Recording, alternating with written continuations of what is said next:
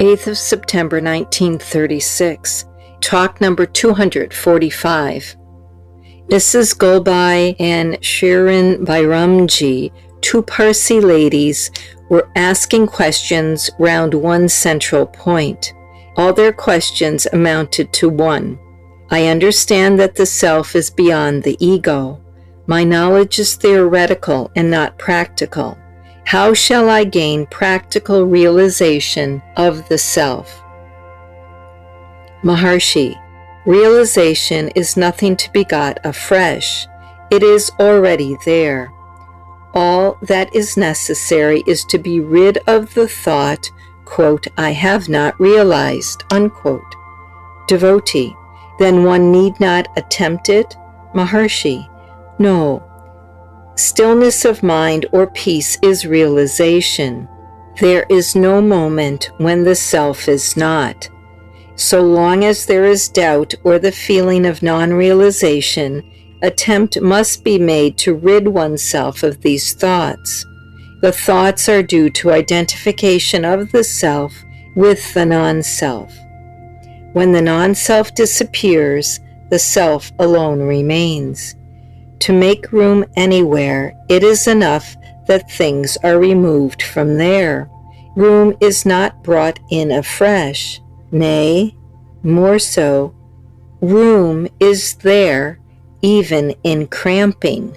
Absence of thoughts does not mean a blank. There must be one to know the blank. Knowledge and ignorance are of the mind. They are born of duality. But the self is beyond knowledge and ignorance. It is light itself. There is no necessity to see the self with another self. There are no two selves. What is not self is non-self. The non-self cannot see the self. The self has no sight or hearing. It lies beyond these, all alone, as pure consciousness.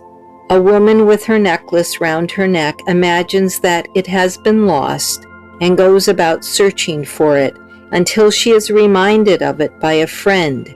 She has created her own sense of loss, her own anxiety of search, and then her own pleasure of recovery. Similarly, the self is all along there, whether you search for it or not. Again, just as a woman feels as if the lost necklace has been regained, so also the removal of ignorance and the cessation of false identification reveal the self, which is always present, here and now. This is called realization. It is not new. It amounts to elimination of ignorance and nothing more. Blankness is the evil result of searching the mind. The mind must be cut off root and branch. See who the thinker is, who the seeker is. Abide as the thinker, the seeker. All thoughts will disappear. Devotee, then there will be the ego, the thinker. Maharshi, that ego is pure ego, purged of thoughts. It is the same as the self. So long as false identification persists, doubts will persist. Questions will arise. There will be no end of them. Doubts will cease only when the non-self is put an end to. That will result in realization of the self. There will remain no other there to doubt or ask.